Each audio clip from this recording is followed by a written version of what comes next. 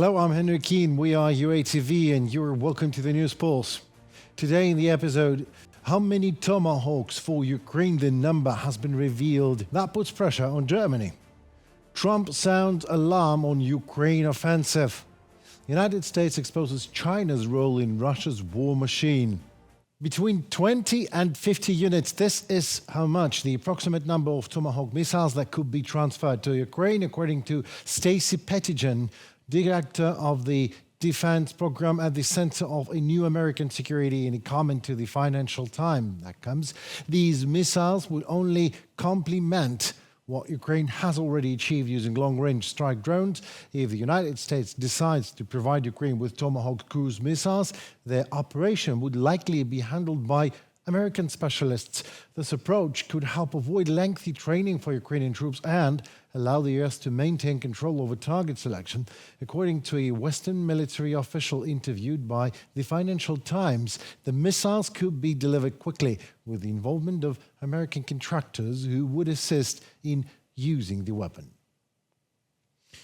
Providing US Tomahawks missiles could enable Ukraine forces to inflict significant damage on Russian military facilities deep inside Russia. Obviously, analysts at the Institute for the Study of War believe Ukraine's long-range strikes have already exposed the vulnerability of key sites in Russia's military-industrial complex, and with American weapons, this could, one might think, lead to a direct confrontation of sorts between Russia and the United States on Ukrainian soil, expanding the front line.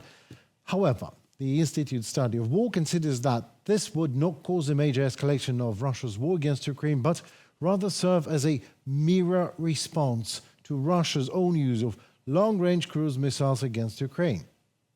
U.S. Tomahawk missiles' long-range capabilities and sizable payload would enable the Ukrainian military to inflict substantial damage on key Russian military assets located deep within Russian territory, such as the Shahed drone factory in Yelabuga, Republic of Tatarstan, and the Ingles II air base in Saratov Oblast, from which Russia sorties the strategic bombers that fire air-launched cruise missiles during Russian strikes on Ukraine. From the Institute for the Study of War report, this is a form of pressure that is gradually becoming realistic. Here is what Glenn Howard, president of the Saratoga Foundation think tank, told the Kyiv Post. I quote, "If the United States provides Ukraine with Tomahawks, it will sharply increase pressure on Germany, which still refuses to transfer Taurus missiles despite growing pressure. The first signs of such pressure are already visible. German Chancellor Friedrich Merz announced that he plans to discuss with the United States President our, I quote again, joint efforts aimed at helping to end the war in Ukraine. So the question is, when will action finally replace hesitation? To the news on the eastern front of Ukraine, the Russian army is primarily trying to capture Kramatorsk and Slavyansk. However, the data that the Russians allegedly managed to advance at the eastern front turned out to be fake. Rainy weather in Donbas for the second week in a row, and that is complicating the work of Ukrainian drones, leading Russian troops to increasingly use armored vehicles during assaults. Mechanized attacks have been recorded at least 3 times near Kostiantynivka and on the border between the Donetsk and Dnipro regions. At the same time, the enemy is attempting to push through primarily with small infantry groups or even individuals, as many as 1 or 2 soldiers instead of the previous 3 or 4 in a group.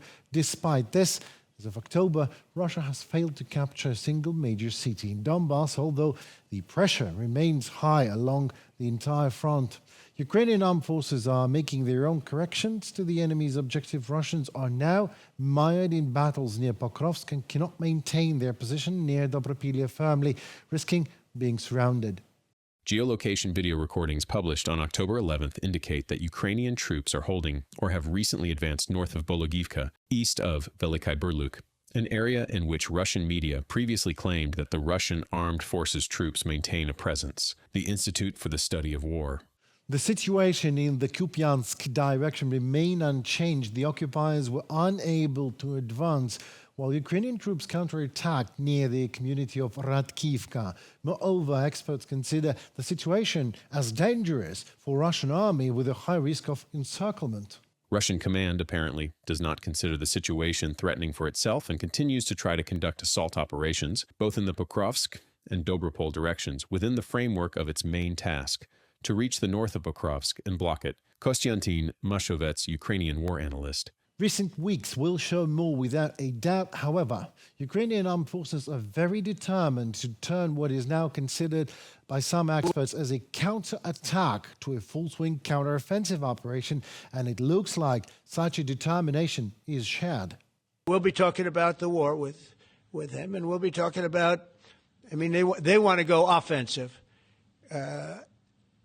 I'll make a determination on that, but they would like to go offensive, you know that, and we'll have to make a determination.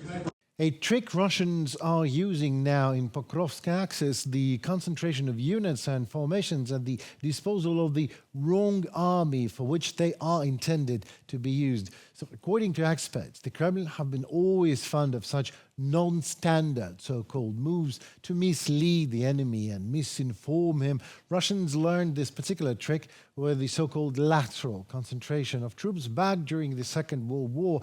Yet these days, these obsolete tactics gave Russian little or no advantage at all, putting their own forces at risk of encirclement at Eastern Front in Ukraine.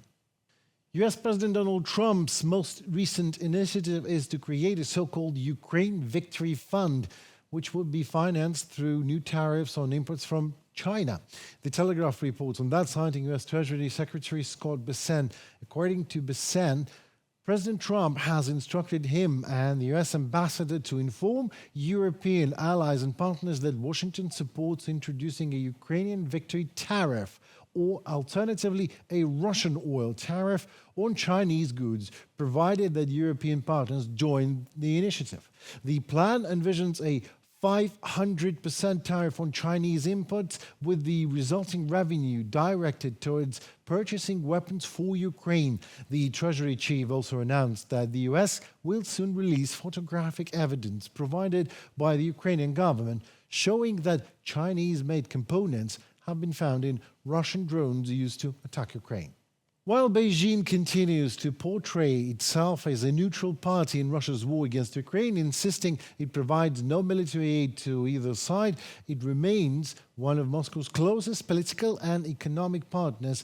NATO members have labeled China as a key enabler of Russia's war effort, one that has never condemned the invasions, actually. Chinese manufacturers played a key role in helping Russian military-industrial complexes expand drone production and are now helping to develop components specifically designed for combat use, according to an investigation. Meet Andrei Dmitrenko with more details on the matter. China is increasing the supply of drone components to Russia, writes the Washington Post. According to data from China's Customs Service, there has been a tenfold increase in the export volume of certain components from July to August 2025. Chinese manufacturers of commercial drones, which account for 80% of the global market in this segment, played a key role in this. Thanks to them, Russia has been able to ramp up the production of drones equipped with fiber optic systems. China's strength in producing large quantities of components at cheap prices and also rapidly coming up with new prototypes and technologies gives Russia a significant advantage over Ukraine. This is having significant implications on the battlefield, as lighter and longer cables have allowed Russia to expand its range of attacks farther into territory controlled by Ukraine, from a publication by the Washington Post. The Russian army is increasingly using fiber optic drones, as they are less vulnerable to electronic warfare measures, experts explain. According to an investigation conducted by Bloomberg in July 2025, several Chinese companies are directly collaborating with Russian military enterprises. This shouldn't be seen as it was at the beginning of the war, as if components are being smuggled in suitcases and bags to Russia. No, this is a centralized supply, a network, if you will, an organized supply chain that operates continuously, like the tentacles of an octopus, delivering from various points around the world to Russian territory. Ukraine's partners are systematically imposing restrictions on enterprises cooperating with the Russian military-industrial complex. However, to achieve a tangible effect, sanctions lists need to be significantly expanded. The main Directorate of Intelligence of the Ukrainian Ministry of Defense published information about military enterprises of the aggressor country that have not yet been sanctioned. The main Directorate of Intelligence of the Ukrainian Ministry of Defense on the War and Sanctions portal publishes data on 145 enterprises that are part of or managed by the Technodynamika holding of the Russian state corporation Rostek. Despite the strategic importance of the holding for the Russian military-industrial complex, 86 out of 145 enterprises remain outside the sanctions of the sanctioning coalition countries. Among them are manufacturers of key components for Russian missile systems and armored vehicles. From a publication by the Main Directorate of Intelligence of the Ministry of Defense of Ukraine on Facebook. As long as Russia can spend colossal sums on continuing the war against Ukraine, it will keep seeking ways to supply its military-industrial complex. The problem can only be comprehensively resolved by depriving Russia of the ability to finance aggression. Kiev's partners are convinced. In the EU, discussions on the 19th sanctions package against Moscow continue. Brussels hopes to reach a consensus before the European Council, meeting scheduled for October 23rd, said EU High Representative for Foreign Affairs and Security Policy, Kaja Kallas. We are working on the 19th sanctions package to put more pressure on Russia to end this war. The Russian economy is already weakened, and we are further undermining it with our sanctions so that the Kremlin finally stops financing this war. We have 27 states, 27 different democracies, and so discussions continue.